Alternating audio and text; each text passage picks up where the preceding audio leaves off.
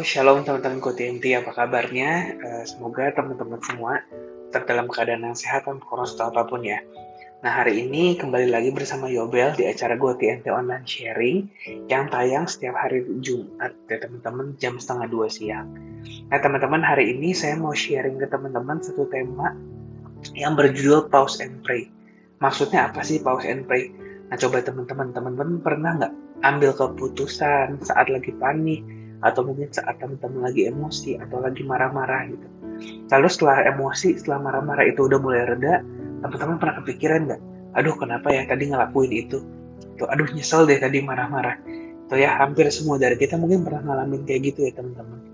Karena mungkin dalam hidup kita, ibaratnya hati kita nih lebih sering cepat gerak daripada pikiran kita. Itu emosi kita ngalahin pikiran kita. Bukan karena kita jahat, bukan karena kita niatnya juga salah gitu, tapi mungkin ya udah kayak tadi kita mutusin sesuatu saat kita lagi emosi, saat kita lagi capek, kita panik, akhirnya yang keluar hal-hal yang tidak baik kayak gitu. Ya teman-teman, jadi padahal teman-teman Alkitab itu ngingetin kita di Yakobus 1:19 dibilang gini, setiap orang hendaklah cepat untuk mendengar, tetapi lambat untuk berkata-kata dan lambat untuk marah. Jadi di ayat ini tuh nggak bilang kita nggak boleh ngomong, kita nggak boleh punya pendapat enggak.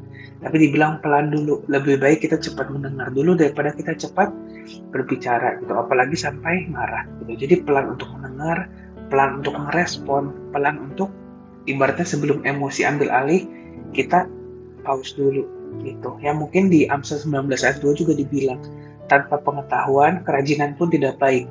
Orang yang tergesa-gesa akan salah langkah. Jadi tergesa-gesa itu bukan cuma soal waktu ya teman-teman ya, tapi juga soal emosi.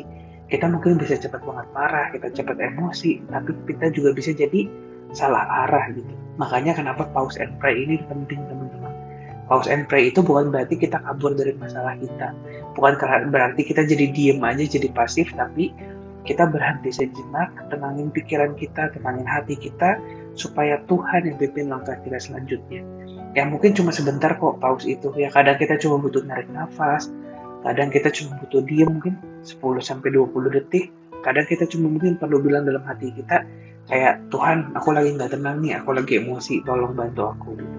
Ya karena seringkali teman-teman masalahnya itu bukan di keputusannya, tapi kondisi hati kita saat lagi ambil keputusan itu teman-teman. Ya, waktu kita lagi marah mungkin semuanya kelihatan benar. Waktu kita panik ya kan, lagi kita mendesak, waktu kita emosi, kita semua pengen cepat beres teman-teman. Makanya keputusan kita jadi salah gitu.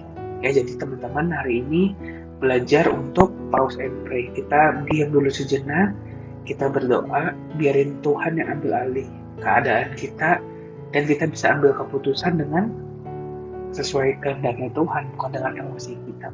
Jadi nggak semua emosi itu harus langsung dikeluarin, nggak semua juga keputusan itu harus langsung diambil saat itu juga teman-teman. Ya, yang paling benar adalah cuma mungkin teman-teman perlu berhenti sebentar, pause and pray. Ya lalu kita bisa lagi melangkah dengan hati yang lebih tenang, kita ambil bisa keputusan yang kita ambil bersama Tuhan. Mungkin gitu aja teman-teman sharing dari saya hari ini. Semoga bisa memberkati teman-teman semua untuk kedepannya. God bless you all.